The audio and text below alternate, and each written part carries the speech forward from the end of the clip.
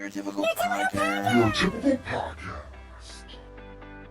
Thank you for listening to Your Typical Podcast. Today I am joined by my friend Ben here. Trying again. We recorded this before, but it didn't really work out. So now we're trying a second time. So welcome to the podcast for the second time. Hey, thank you so much for having me. I'm super excited. We love technical difficulties. I know we both do. It's so great. But thank you for agreeing again to come on. I know having an hour of your time just kind of disappear isn't always the best, but I'm glad that we could jump back on and kind of do our conversation again. So thank you. Yeah, absolutely. Thank you. So I always like to start the podcast with how we know each other, like what is our connection. So do you want to tell everyone how me and you know each other? Yeah, absolutely. So we're both like Chicago-based actors, and I think we met while working on, so we did a Beautiful City Project show, and I was like understudying for a couple characters. I think I was understudying for like all the ensemble tracks, and that's how we kind of like met. We started talking there, and like, yeah, it was overall just like a great environment. So that's kind of like how we knew each other. Yeah, I know. What was that, last year? So maybe just a year ago? It may Maybe have a been little like, more? was that like 2020? It must have been 2023. I feel like. Yeah, probably like the end of 2023, November. I guess almost 2 years ago. Time just flies by so fast. But that was an awesome experience for me because I hadn't done a lot of Chicago theater. I had done some, and like I was really into. I moved here from Milwaukee. I don't know if you knew that.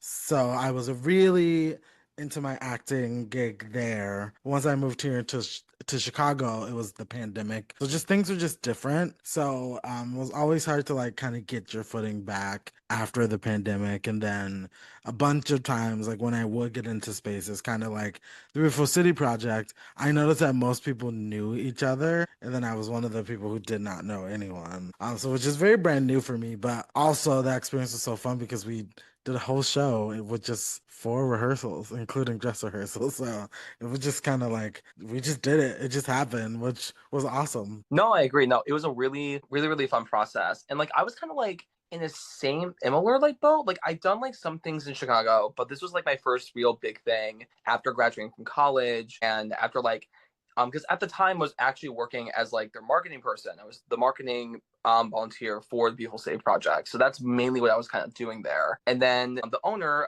David, actually like asked me, "Hey, can you just understudy for these tracks?" And I was like, "Okay, cool." And then it was kind of weird because like it was a lot of people I already knew in the Chicago theater scene who I was like, wow, these are such amazing, talented people. And I met so many other amazing people from that. It was like one of the first times I really got to work with people in that professional level. It was really, really cool to just like get to know people and really like build meaningful connections with everyone. Mm-hmm. No, it was really awesome. And also David is great. I would love to have him on my podcast. I should ask him, like, hey, you should come on. Yeah, you definitely should. Yeah. Yeah, I think he would say, yeah, I think so. I think. So anyway, so back to you. I know obviously you're a Chicago-based actor, but how did you get your start in acting? Like what was the kind of the straw that put you over the like going on the acting roller coaster? So I've always just loved like watching media. I loved watching like just film, theater, all that kind of stuff. I remember like when I was like even way younger, I remember thinking to myself, wow, I want to be like a professional actor in all the movies. Cause like I remember watching just like behind the more than the actual movies. I would just watch like behind the scenes footage of movies and hear like actor interviews and like people talking about like what's like turning into like different characters and like seeing them kind of like transform into different people. And I was always like, wow, this is so cool. I want to do this. I want to do like professional like things immediately. But like my parents were like, you're like 5. What are you doing? So they noticed like I was really passionate about it. So they actually had me act. They enrolled me in like a community theater program called Kids Cabaret, and they were really great because they were really good at giving a bunch of kids like opportunities to perform. Because it wasn't like an audition like based like program. It was like you were enrolled and then everyone got a part. Everyone got an opportunity to be a lead and be in the ensemble. And there's multiple casts, so it was like probably the best environment for me to really thrive because it got me more comfortable with like being an actor. And I remember it just being like a really, really fun experience. I then took a break, I think when I was like 8 to like 13. That was like the approximate duration, because I started like exploring other passions and things like that. And then once I got to middle school, I was like, okay, I'm gonna be a freshman in high school. I really, really want to get back into theater. I want to like audition for the school musical, but I don't know how to sing. Like I am not a great singer. So I started taking voice lessons and really like trying to like improve my craft. And I started slowly like falling in love with like the art of performance and really finding my passion for it again. And made me realize, okay, this is the thing I think I want to do for the rest of my life. So yeah, that's kind of how I discovered that. I love that. I feel like yeah, it's so interesting because when I was getting into theater and everything as well, I feel like the experience of doing it was really the only thing that could get me to do it, if that makes sense.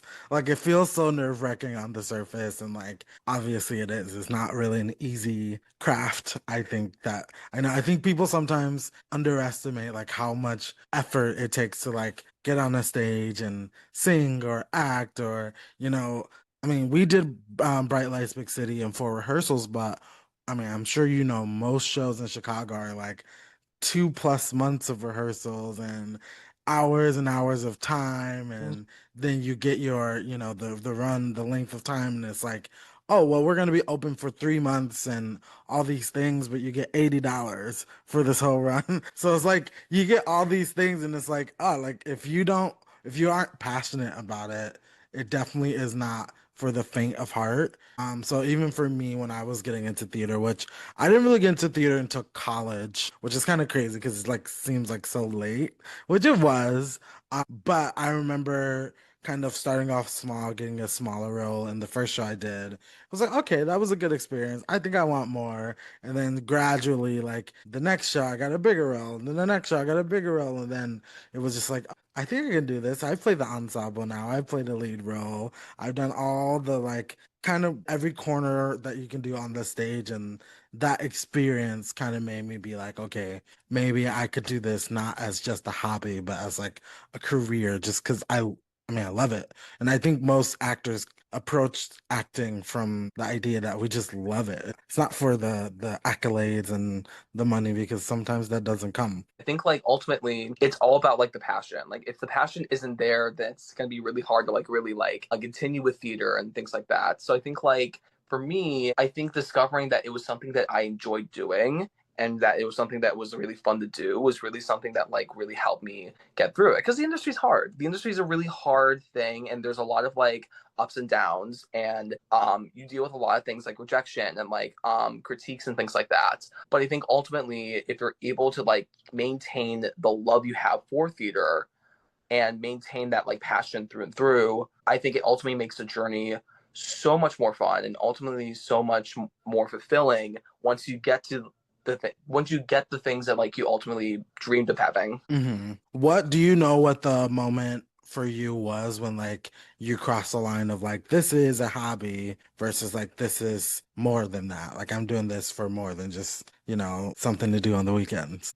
So I think like I remember it was like actually the first like play I did in high school. So I did a student directed production of like the like a play version of Jekyll and Hyde that was student directed, and it was the first like kind of like one of the first things I auditioned for. And I remember it was basically just like a group of scenes and a bunch of like different like things written by students, directed by students. And I knew right away, I was like, okay, I love Jekyll and Hyde as a story, so I'm really excited to like do this. And I got the role of Hyde, which I was very surprised by, but like I was very like excited to like take on the role and like delve into it. And I think because the environment was so supportive and because the environment was so friendly, and they were really just like seeing me for me at that point, it made me feel very loved because at that point I was very shy. I was very like I had a really hard time just like socializing in general. So I think like being in that environment where I could like really thrive was something that I found like really fulfilling. And then when people said like I was doing like a good job with theater and I got like so much positive comments from like doing the show, it made me realize, okay, this is a skill. This is a skill that I have. This is something that like I can do well. And that's something that's like kind of exciting. So I think beyond just knowing that like it was something that I was good at and something I love doing, it brought me closer to something I longed more for, which is just a sense of community and a sense of belonging. No, I think with theater, that's one of the biggest. I personally like from shows that I've done, that's what I've gotten the most out of. And I think it is different because, like for me, like a bunch of my theater career is from college, which is already a community in of itself. So then like you take your college community and then you're like the smaller community in the college is our theater college community. But even after that, I know like one of the very first shows I did right after I graduated was Spring Awakening, and it was in Waukegan, so about an hour from Chicago. It was one of my first like professional, like not school related anything. It was me being in a new space with new people, which is nerve-wracking one. But to be honest, like even just from that show, the relationships and the community that I built from that show has like propelled me through even moving here to Chicago. Like it's so funny to think, but like one of my roommates right now is a guy that I met doing that Spring Awakening show with.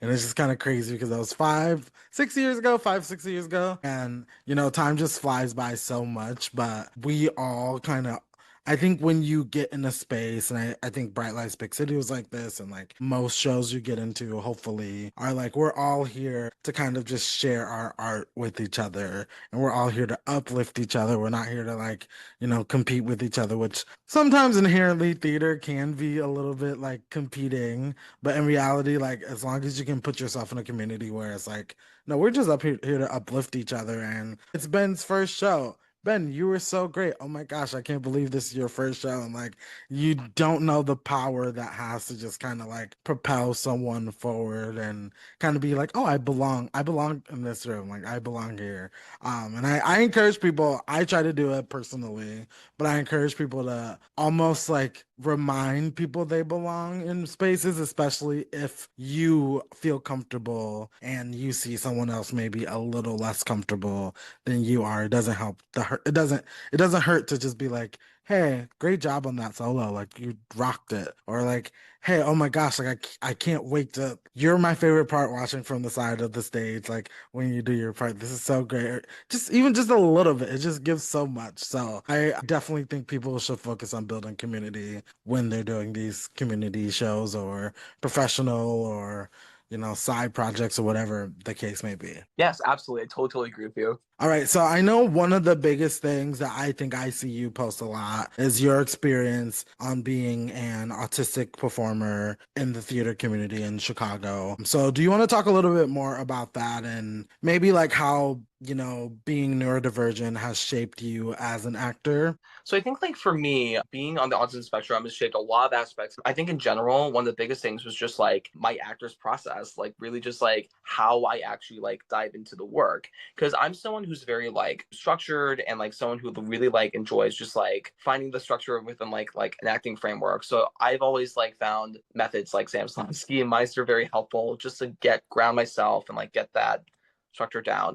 It also allows me to like really hyper focus on like that analysis and like really just like really delve into that process in like the best way I can. The biggest thing too is it allowed me to really empathize and understand characters that other people wouldn't really find much depth in, or like a lot of like character in. Because I think like I'm someone who I think I always felt like because of my social challenges and because of like a lot of my like quirks, I've had situations where people just like didn't really take the time to get to know me, didn't really get the time to like really understand where I was coming from, or like even just like not where I was coming from, but more just like understand me as like a person or why I'm like doing these stims, why I like talk in a certain way, and why my brain works a certain way. So I think that led to a lot of like judgment from other people and like it kind of led people to see me from like a one-dimensional lens as someone who's just like this kind of like weird person that we're kind of like about, and it lets me to really in my life but also in my work just see every character as a three-dimensional person, see every single person that I meet is a three-dimensional person with like strengths and weaknesses and ultimately a perspective that's worth telling. I think that's something I try to really implement into my work. I think like an example of that is I did Into the Woods when I was in college and I played the baker. And I remember just like really delving into like that character, really trying to find things I resonated with, really analyzing. Like I had literally pages upon pages of like analysis on this character, really trying to like get to know him. Because I think like a lot of people would look at the Baker and be like, oh, he's just Baker, kind of like see him as just kind of like this like two-dimensional person. But I really wanted to see the full human. Like, why is he the way that he is? Why is he like this? I think because I've dealt with so many situations where people didn't take the time to get to know me. I make it a point to make sure that I take the time to get to know the characters I play, to really inhabit my three-dimensional personality, and really just like take the time to get to know other people's, like, in general, their three-dimensional personalities.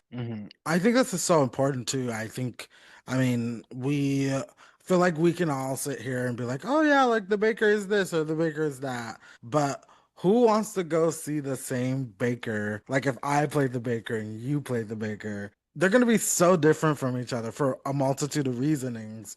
But I think in general, when you kind of do that extra work to make, this is what the script says. It's just what the script says, very one dimensional. And then, like, okay, now I get on the stage. This is what my director is telling me to do. That's very two dimensional. Okay, like there's like two different sides. So once you get into that, like, okay, this is what the script says. This is what I'm being told to do, but this is how I'm interpreting it because this is how I understand this character. Just makes for such a better and more, I don't know, like deep acting experience for yourself for one. It makes it interesting for you, but for two, like I think when you understand a character, people who see you do that character understand it because you fully understand who you're playing.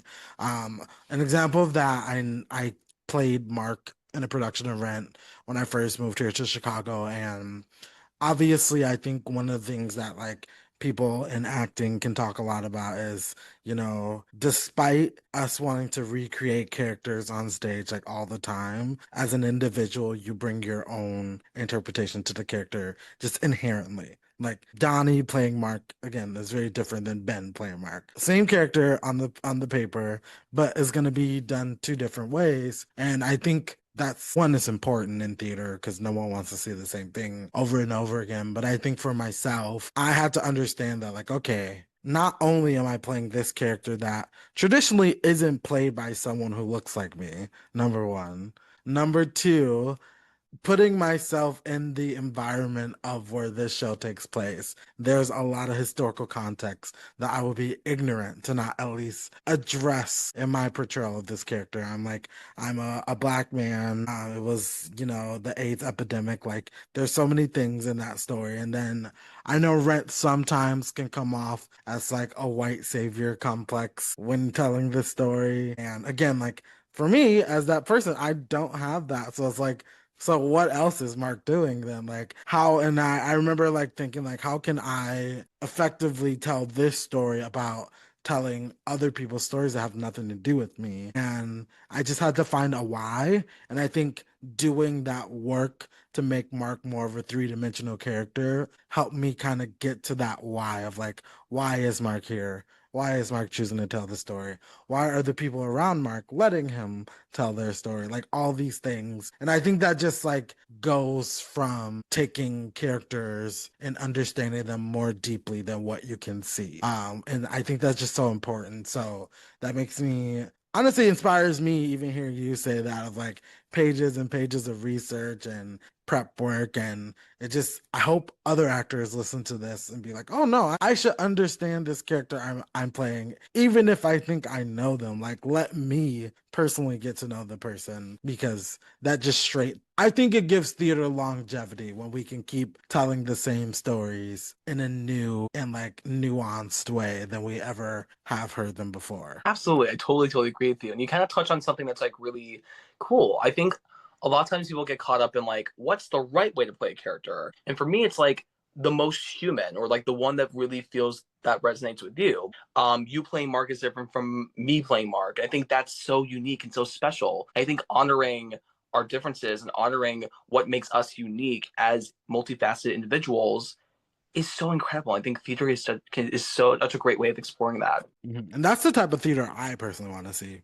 I have to say, like, as much as I love Rent, it's one of my favorite shows. I can't see a carbon copy of the movie, of the original Broadway production over and over again. I just don't need to see it. Like I think I'm done with that. So I'm like, if I want to watch the original Broadway cast, I'm probably gonna pull up the movie and watch that. Give me something new. Like it's 2025. Let's take some risks. Let's, shake it up a bit. Like casting doesn't have to be so stringent and so specific. Like let's open it up. Let's open it up. Another question for you I did have is obviously I think when being different in any room, you face some challenges, but I could imagine particularly being on the spectrum has its own challenges that you face. So like what are those challenges and how do you overcome them slash how does it make you stronger as an actor, do you think? Honestly, like the biggest challenge is like really there's a lot of like general like misinformation about like what autism is, not just like, and it's not like a theater specific thing, it's just in general. I think like it's something that I feel like needs to be like like taught more in general. Like I think like I've seen many people kind of like confuse it as like some kind of disease that people have, or like that we're really like these dependent people who can't really do anything, like it's like this like affliction that's ruining like our lives, and it's like it's not like, it's just like it's something that like is very much, it's a neurological disability, like that's essentially what it is. And there's nothing, it's not something that's like going to like ruin your life. In fact, there are many people on the spectrum who've done amazing things, who are continuing to do amazing things with their art and like in general in like all fields of life. And then I used to experience a lot like, I've heard people say, oh well, autistic people can't be actors because like they're hard to work with, or like a lot of the times it's just like they don't want to like accommodate for like their needs, which is like I've always found kind of like icky, and I'm not Mhm. gonna lie, but it's like yeah. And I think like the media that we get oftentimes is very stereotypical and betrays people on the spectrum in a very stereotypical, very like very just like very stereotypical light. And I think like a lot of times they lack like dimension, and it's very obvious that like they don't have a lot of like, they don't, it's not written by someone on the spectrum, or like the actor isn't someone on the spectrum. And it's just kind of like written from like the perspective of someone who doesn't really understand it, and it's just kind of making like generalizations about what it is. I think a lot of times that can kind of like lead to people's perceptions of like autism being very skewed and very like one dimensional. I remember like, because when I was like starting out in acting and like starting to like become more open about being on the spectrum, I remember like there were experiences where I was kind of like picked on for like quirks I had and things that like I was like kind of going through, just like generally just being like poked fun at for like quirks and like things. I remember like a particular experience where like it felt like every facet of myself was being made fun of, like to even my smile, which I thought was like normal, but apparently that person thought it was like weird. And I don't know. And I found that like as I continued to act, I felt like I had to mask more and more and try to mold myself into something other people wanted, which actually made it really hard because I felt like I was constantly judging myself and shielding myself to avoid judgment. But I think from that, I think those experiences helped shape me as a performer because it gave me more self-awareness. It made me really fine-tune like my craft, and also made me know that like I think like it brought me to the realization that like I've been masking so much that like it kind of like was shielding aspects of myself. And I think it made me realize that if I'm gonna be like a fulfilled artist, I have to fully embrace myself for who I am and let like all my unmasked self like show. And just be myself and not worry about what other people think. Cause ultimately, um the best part about being an artist is expressing yourself in your fullest form. No, that's really deep, and I'm happy you got to get to the point where you're like you're not doing it for the everyone else. You're doing it for you. I know like one quote that I had to like because I mean similar. I think we have similar experiences, even though they're not the same. Where there was a point in my life where I had to really wrestle with, okay, like, do I care about what other people are saying? Like, how do I like kind of navigate in this world? I've been in rooms where I didn't even want to speak because I'm like, oh, people are gonna, I have a soft voice. One of the things that I feel like was something I had to overcome, and people would make fun of me when I spoke. So then I was like, you know what?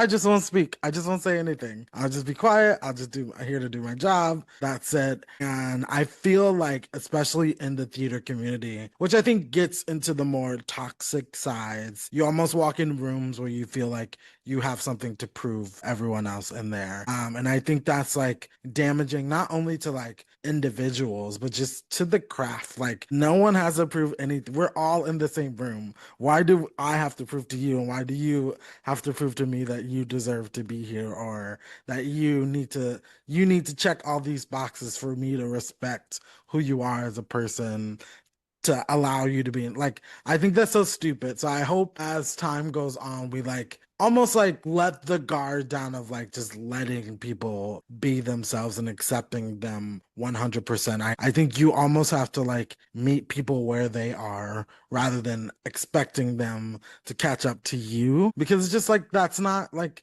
you don't know this person. You don't know what they've been through. You don't know what they're struggling with. You don't know anything about them. And rather than judging or jump to conclusions or, kind of leaving them out, why not bring them in? Like again, like show a little empathy and compassion for like just the human behind the craft. I know there's a quote that like I go by actually, and it really brought me a lot of confidence post college, where it's like it's by RuPaul, and basically they said like what other people think about you is none of your business. And like I almost have to keep reminding myself, especially in this like industry where it's like I think so many people can get so caught up in the idea of like how am I impressing my peers, and it's not even about that. It's not even about impressing the casting director. It's not. I honestly, I think the goal in acting and just like in theater and life is just like how do you 100% show up authentically you,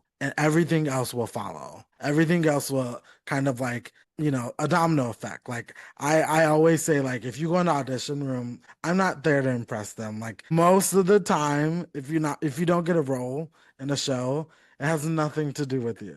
So how daunting is it to walk in a room and try to be your best self for no one to respond because they already know what they're looking for? So that shouldn't be your goal. Your goal should be, how do I show up 100% me and make them realize they want to work with me? Maybe not on this, maybe something in the future, but make them realize I want to see that person again. And that's always been my goal when just kind of doing anything.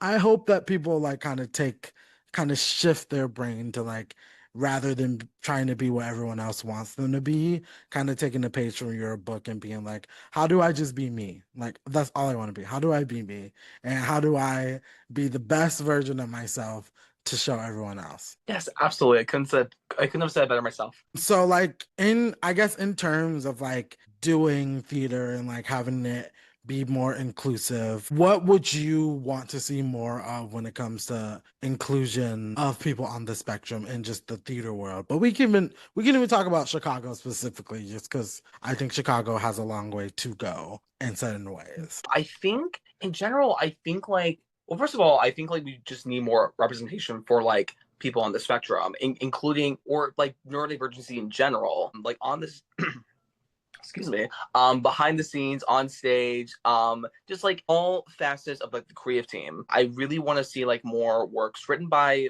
people on the spectrum being highlighted and being celebrated, and also giving them like access to like have those works be like created and like presented.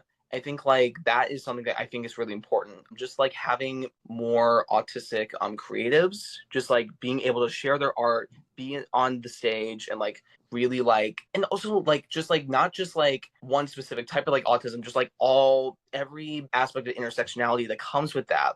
Autism is a spectrum, and like it encompasses so many identities and so many like different facets of like being human. And I think like showing the intersectionality and the wide spectrum of autism is something that I would really love to see. Yeah, and that's like really the big thing. I think like also finding ways to like make those spaces like more accessible, making those spaces like inclusive and accessible, really talking to people on the spectrum, getting a variety of perspectives in order to see like what we can like do to make the rehearsal space more accessible, the audition room more accessible. I think like every person's going to have a different opinion. I think there are companies that like do take like action, really like make sure that like they're honoring when an actor is like overstimulated, and like honoring when like they need to like use like a sensory friendly room or like use like stim toys and things like that. I think like not only like preparing for that ahead of time, but also just like talking to people, continuing to have those conversations, and really allowing people to be open about what they need and what their boundaries are and what their accommodations are.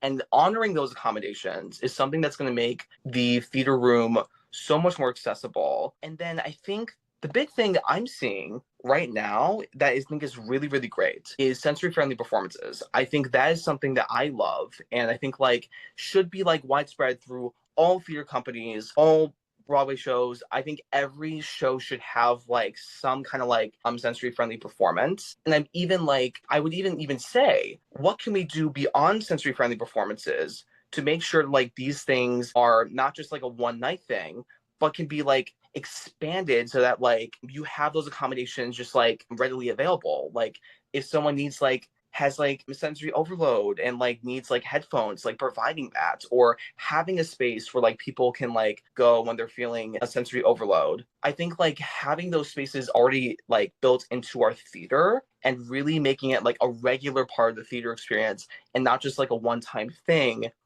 is something I think like we should really like strive for in order to create a more inclusive theater scene. I agree.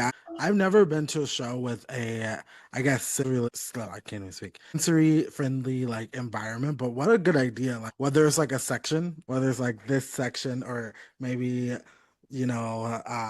mezzanine left is the sensory friendly section where sound is just a little ducked down, and there's access to get out if you need to get or something. I think honestly I love making theater more accessible. As someone who didn't really have theater accessible to myself, like for a long part of my life, like I think it's so important to just kind of like, how do we make it accessible for everybody? Whether and it's not really a big ask either. Like it's not, is you're not saying, hey, can we have a sensory friendly performance of the show? Is not sure you have to change aspect of the show to kind of, but it's also just you're just keeping in mind that like how do we make this sensory friendly for everybody?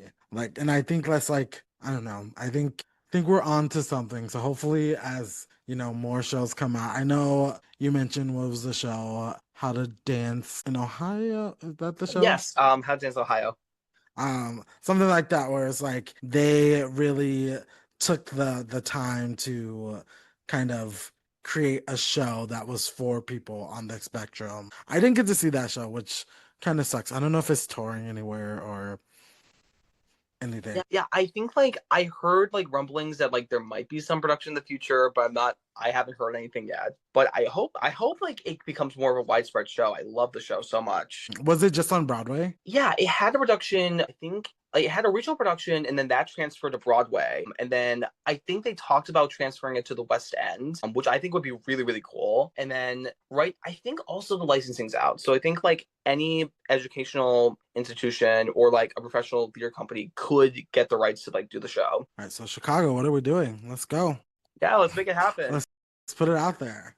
All right, so I know in addition to acting, I know this. I was gonna say I heard, but I know you coach other actors and singers. So what led you into like teaching and wanting to kind of share your knowledge to others? Yeah.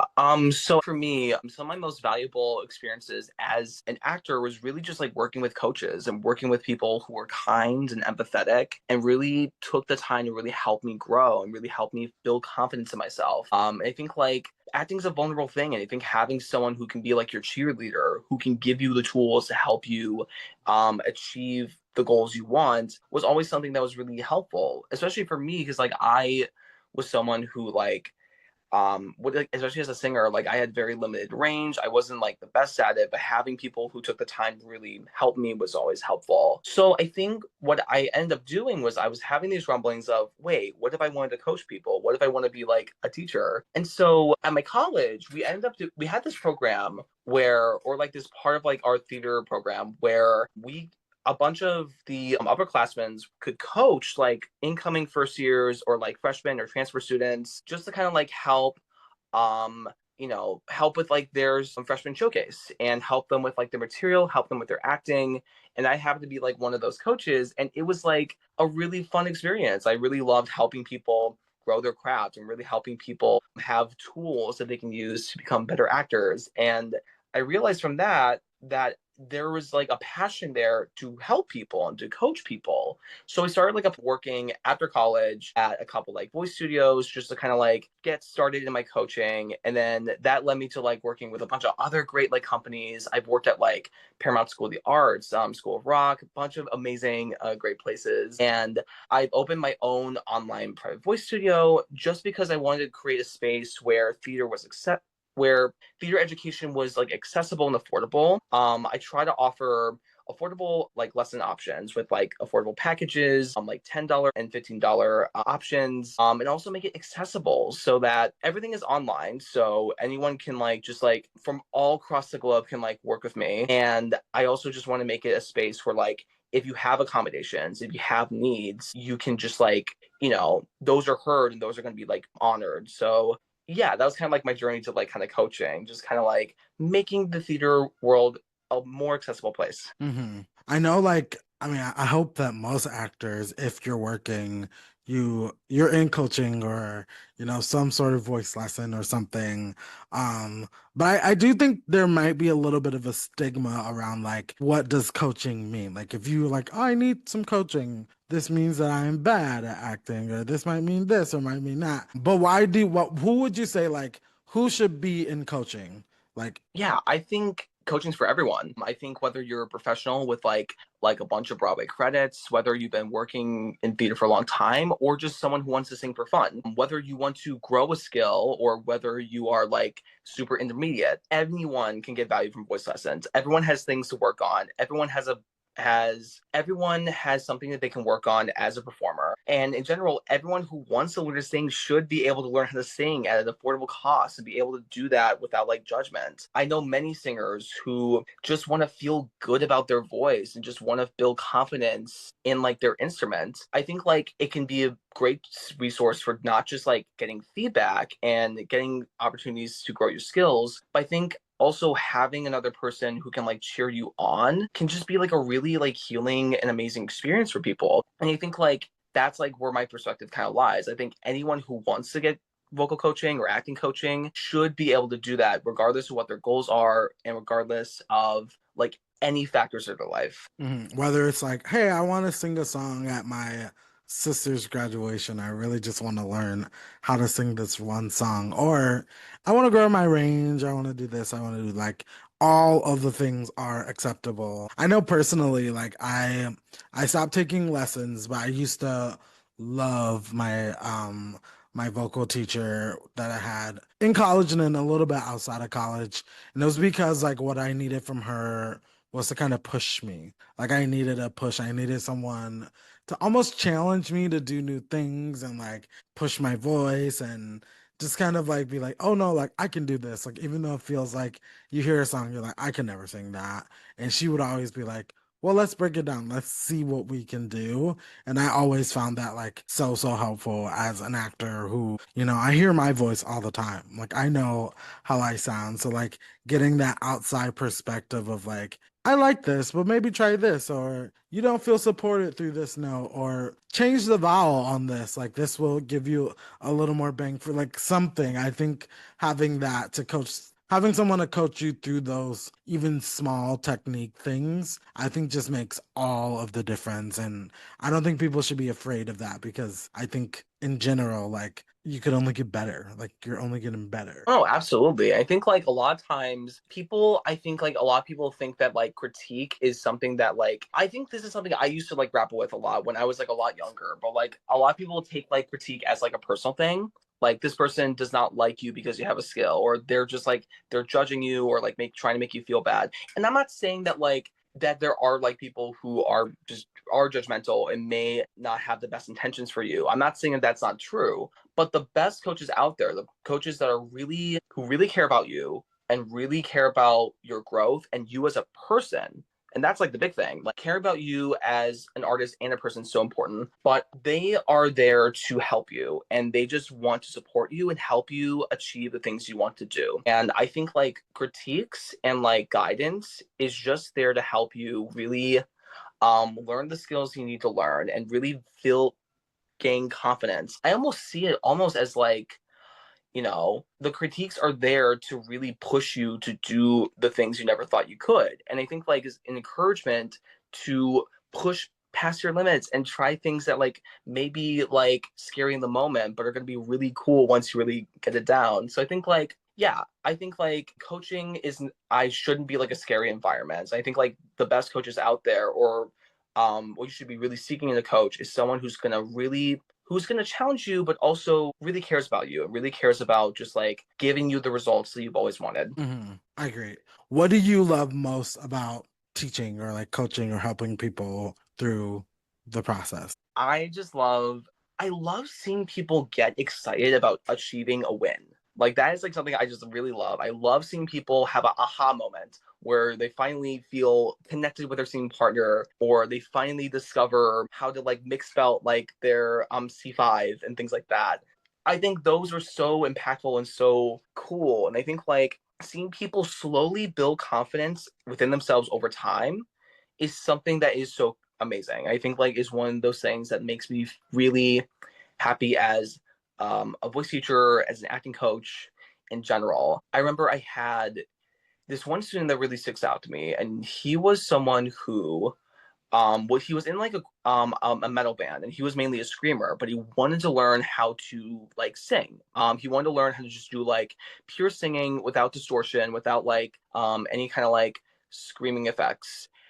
We really worked hard on building his range. We really worked hard on like supporting his technique and like really getting things down. Now, I always led with a lot of encouragement because he was someone who really wanted to like get it right, really wanted to get it down. I could really sense it. And I was always like, you've got this. You're doing great. And by the end of our time, he said to me, um, like every time I come into these voice lessons, it's like I feel like I can actually accomplish it and that I'm capable of doing this. And I think hearing that was just very amazing to me because I think like hearing someone slowly build confidence over time and learn that they are capable of great things with their voice when they put in the time is something that is like really incredible. And I think like as a person, it's just really cool to see someone just like build confidence as an individual. I think that's always such an incredible thing to see. I mean, just even from the student side, I think, I mean, I said it earlier, like having someone push you, not that, but then also having someone believe in you too, I think is half of the battle. So I hope you feel proud of like your work with other people. And I can tell, like, just from the type of person you are, we've never done like coaching together, which maybe we should. That sounds fun.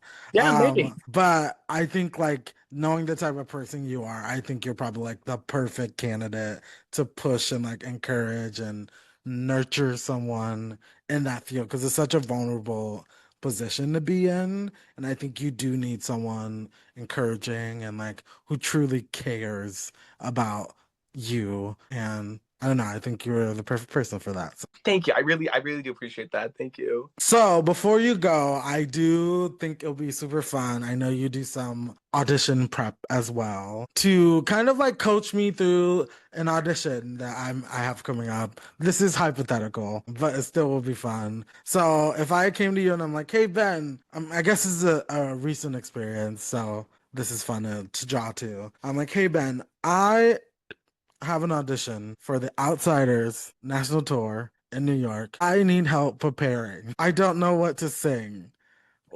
Say if I was like, okay, they gave me songs from the show that I can sing. I don't know if it's the best choice to sing a song from the show. I also have some other songs that I can learn. What do I do? What would you say? I think we would play with like so I think first off we would just kind of like start off just like well first we start with like a quick warm up just like kind of cater to the material cater to like the kind of style of the show with outsiders in general this is like more 50s 60s kind of vibe so maybe something that's a little bit more speech level singing exercises, things that maybe access a higher belt because like it's a very high belty show. And yeah, so I think like we would look through the material of the show, see what feels good in the voice, and see if like there's anything that really resonates with you. And also maybe look at some options for like, like 1950s, 1960s songs that fit your voice really well. If you have those like in your book. Um, and then we kind of like coach through that, kind of like get that kind of like going. I would usually ask questions like after like kind of running through things just to see like what's feeling good, what's feeling like wonky, and then we can kind of like adjust certain things to make it feel better. It's very much a collaboration. I'm like making sure that you get what you want, and then I'm asking you questions. You're giving me like what you think you need help with. I give you tools. And yeah, I think like ultimately I give you the choice of what you feel would be best for you. Ultimately, when I'm helping students like pick material, I try to guide them towards the ones that's most show appropriate, but also what feels best for you. Like what's gonna Hmm. showcase you the best. It's not really about like what's the ideal perfect song, because like really there is no like perfect audition song. But out of like the outsiders material and the songs already in your book, what do you feel like is gonna showcase you the best? And what is gonna showcase your authentic presence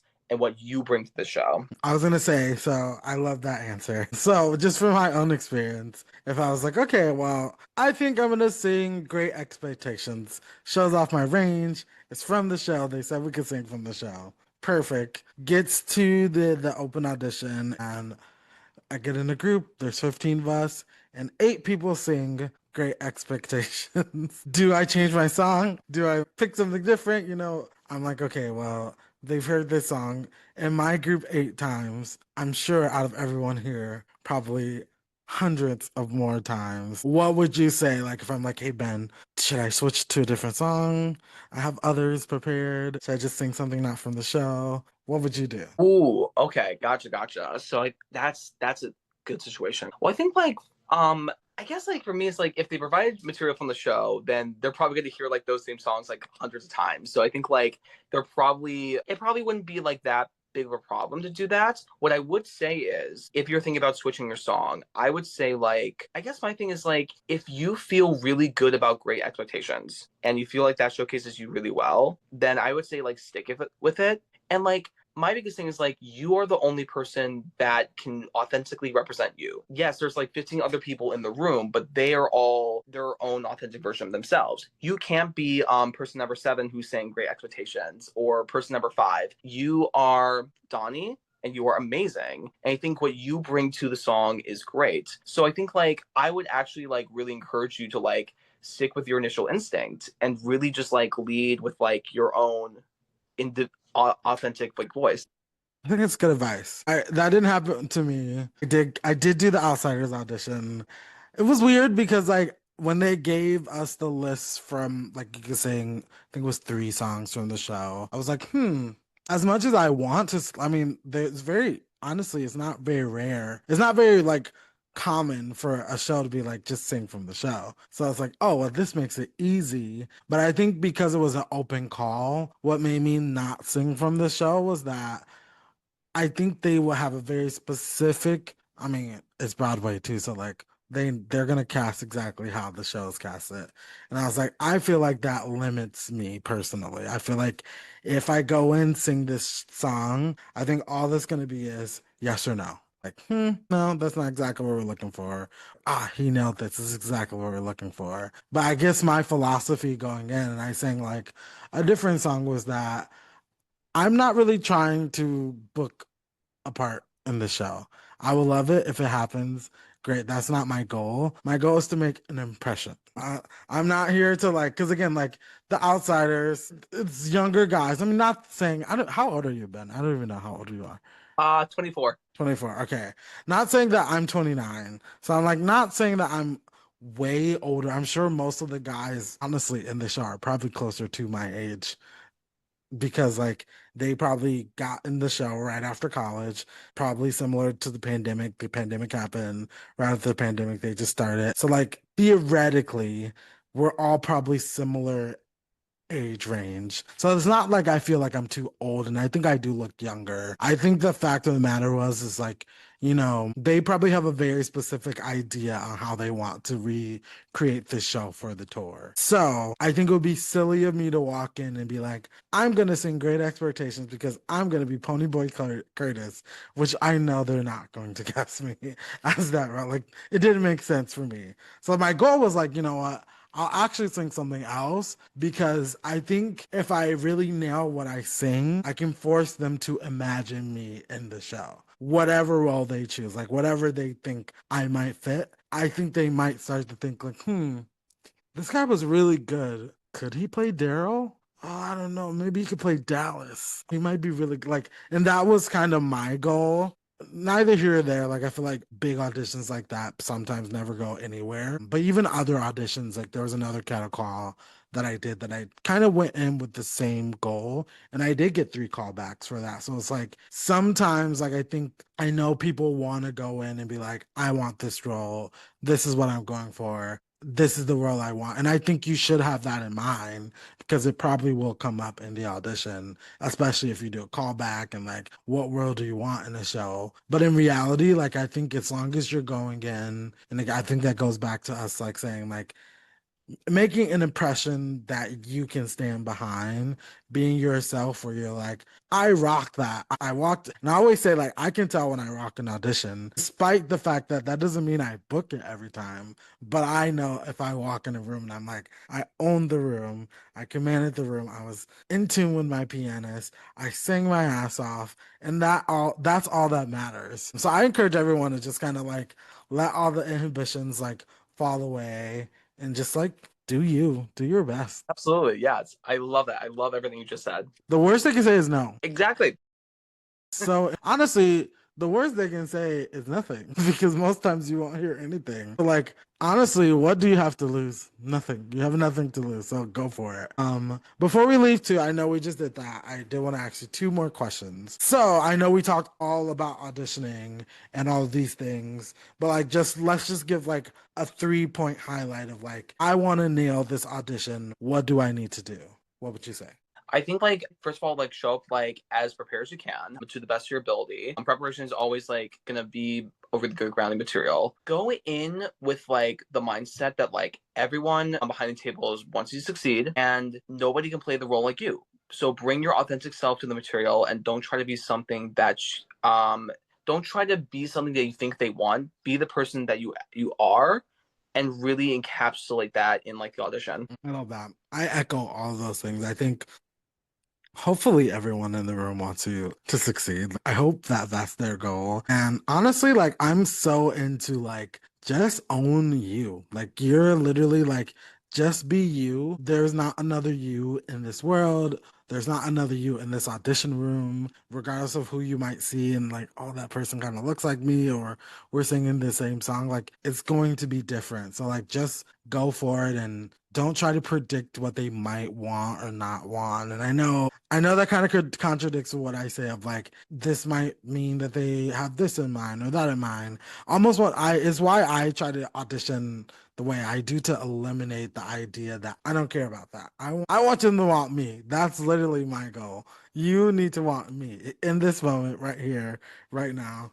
I don't care about what role you're trying to cast. That doesn't matter to me. I can do this. And that's kind of usually how I function. So I think people should just go for it. Absolutely. Love that. Love that. All right. So one final question before you go. I know we talked a lot about like being different in theater and kind of finding your authentic self and being you and all the things you bring to the table. So I think what I will want to know from you is what would you say to an actor who feels like they don't quite fit in the mold or the environment or just the standards that are around them? Like what would you say? Yeah. I would say that your perspective is something that is unique. You have a perspective that is unique and deserves to be told. You bring something into auditions that nobody else can, which is you. When you go into auditions, the best thing you can do is fully just be your fullest, most authentic self. Not even worrying about like what the teammate wants or what you think is like the correct choice to make for a character or what like is like the right thing to do.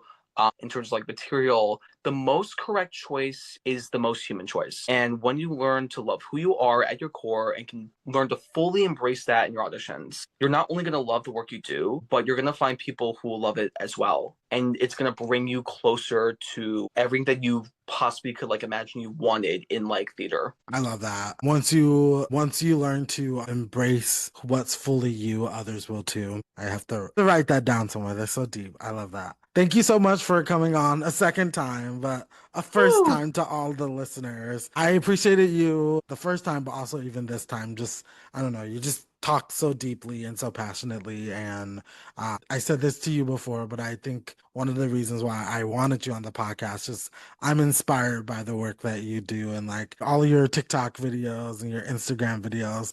I watch them and I'm like, Ben is so just like talented and just so personable, and you have a lot of knowledge that I feel like you're just willing to share. So I just want to encourage you to keep sharing that because I think you're amazing. So Thank you. I really and thank you so much for like bringing me on the podcast. It was so great like talking with you and getting to know your experiences. It was so amazing. and thank you all for listening, and I will see you next time, whatever episode comes next. All right, bye. Your typical podcast.